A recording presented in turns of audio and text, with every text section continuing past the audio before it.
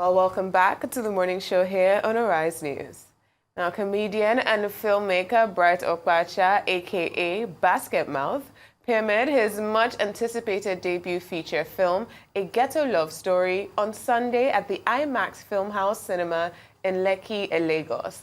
The film, directed by Daniel Oriaha, produced by Basketmouth and written by Victoria Eze, a.k.a. Mizvick, has sparked excitement amongst Nollywood lovers. Now, the star-studded cast include names such as Aka Nani, Beverly Osu, Patience Ozokwo, Efe Irele, Chimezie Imo, Chioma Chukwuka, and Dorothy Bako. The red carpet event, themed as a vibrant ghetto, featured decor inspired by Nigeria's urban life, sandy floors, a traditional danfo bus, graffiti-style wall art, and street lights. Celebrities, fans, and industry leaders embrace the theme with ghetto chic outfits, adding to the immersive experience. Now we are being joined by Basketmouth himself and his co-producer, Mizvick. It's great to have you both on the morning show. Thank you very much. Thank you for having us. Good to have you.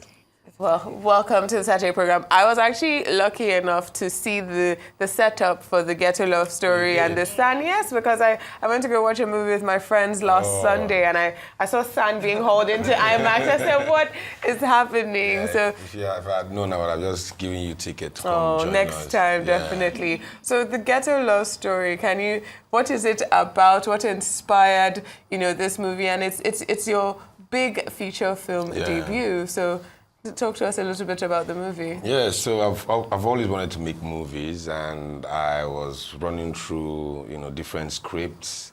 But then again, most of these films that we had, myself and Victoria had on the table, were too expensive to produce. So eventually, I was talking to her about an experience, where I used to live in Kirikiri town, and she was like, "This will make a very great movie." I was like, "Yeah," and she started writing.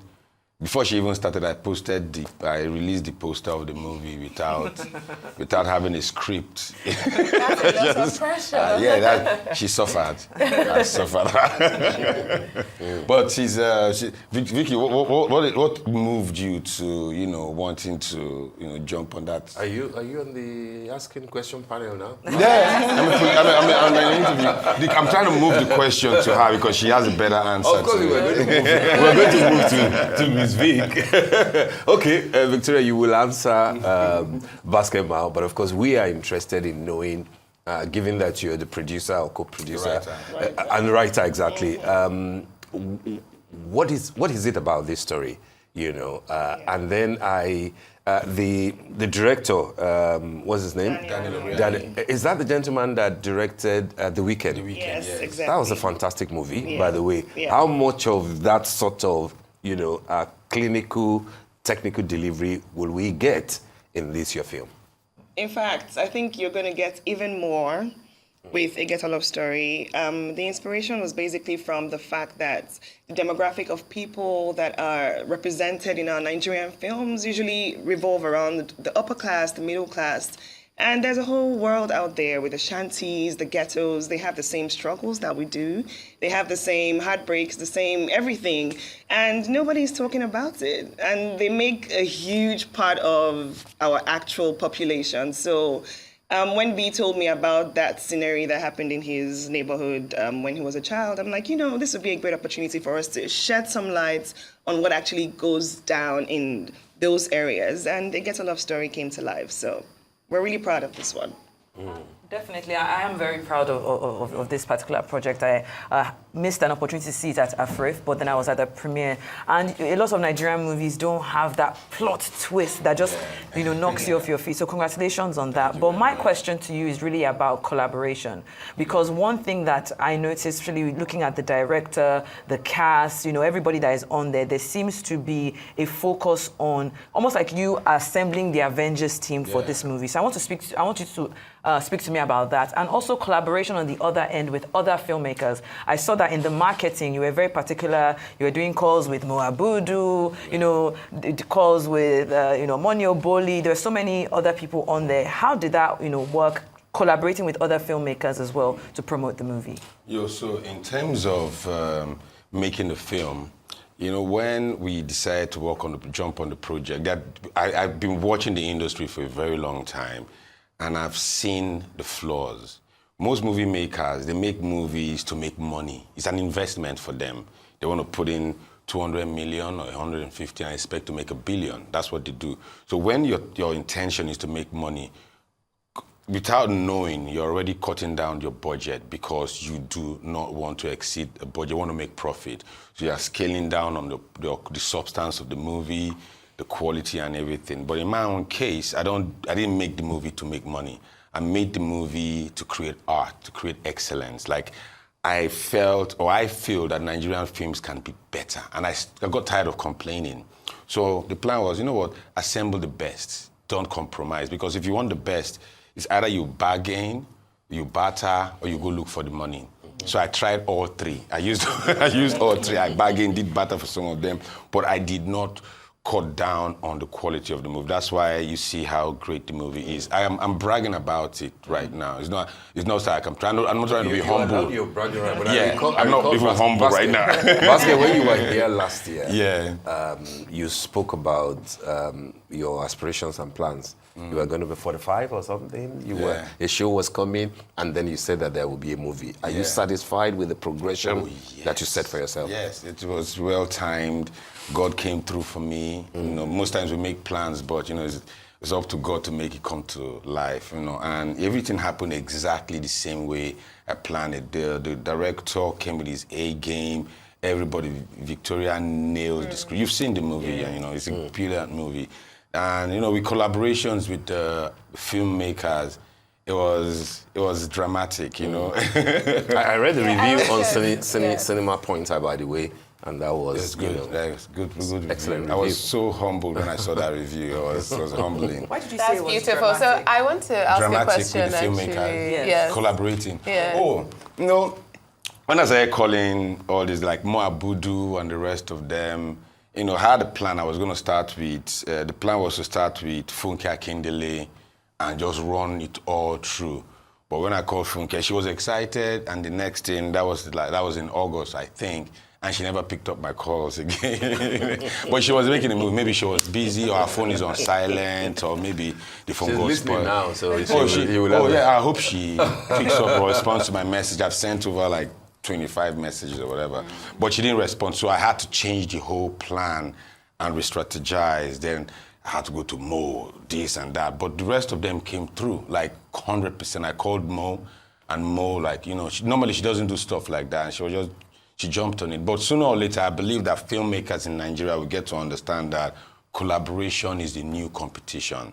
I am in this space. I'm not competing with anybody. I'm just here to make movies, good movies that can represent Nigeria worldwide. Yeah, I really appreciate that you've told this story about, Funke Akindele's approach or Mo Abudu's approach to helping you in creating this movie. And I also like to bring Mizvick back into this conversation. Yeah. But this question is for the both of you because a clip went viral very recently and it featured Nigerian-British actor John Boyega. Yeah. And he was talking about that what he's hearing abroad is that other people in Hollywood or in the British film industry say that Nigerians are difficult to work with, that our scripts are not so developed. I mean, he said it more politely, maybe, that couching it more politely than I'm putting it.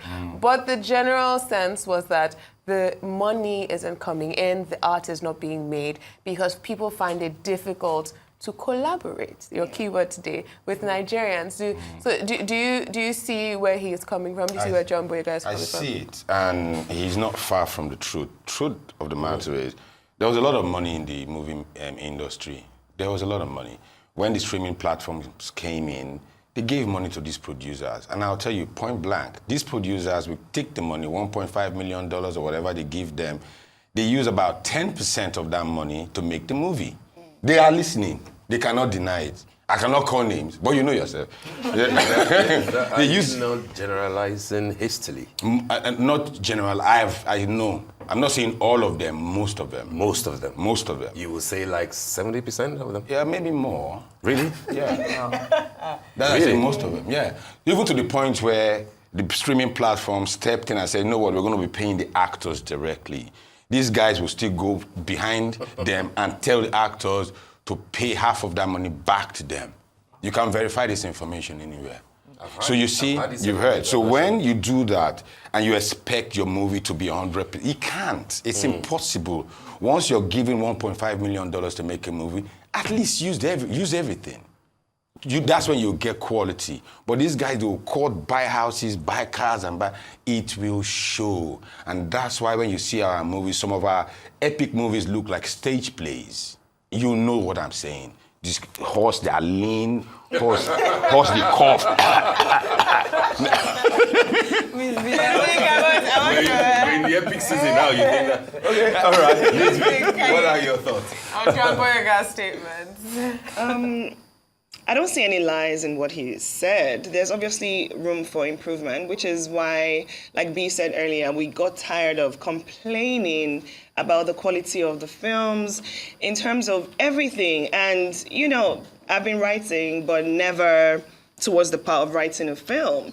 And I said to myself, you know, why not show what Nollywood can be? You know, because our storylines, everything was just becoming so linear, you know, and then we decided, let's show them something different. And I believe that a Ghetto Love Story, John Boyega needs to see it, and I'm sure he will change his mind. I'm all sure. Right, let me do a follow-up. One to Mizvick and one to Basket, the lady first. Basket says this film is not about making money. Is that, you know, would that be your thought too? Will it go, after the cinema, go the route of, you know, looking for money from the streamers? Or what is the point? To be honest, we were just really focused on excellence. I feel like when you pursue excellence, every other thing comes into play.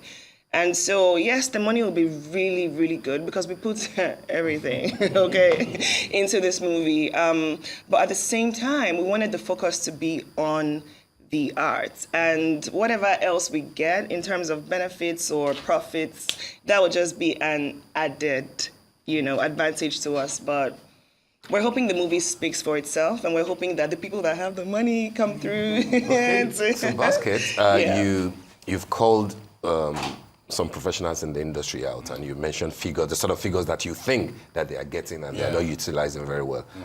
What's the budget that you played with for this project? That's one.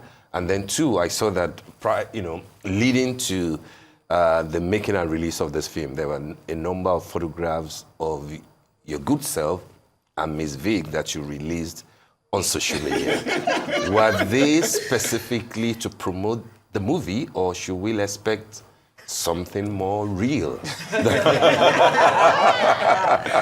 guy. No, Mizvick is smiling over there. So, in terms of the budget of the movie, I'm not in a position to disclose, but what I know happened was when they sent me the budget, I think the first budget was about like 220. Then before we stepped into production, it went up, and I had to stop and gather more money. Before we started again, it just kept going up. You know that there was a time that things were just escalating, you know, were just going crazy. And it got to a point where it crossed 500, and I still had to make the movie. Trust me, we spend that money. Some actors did not even compromise. They collected their money full.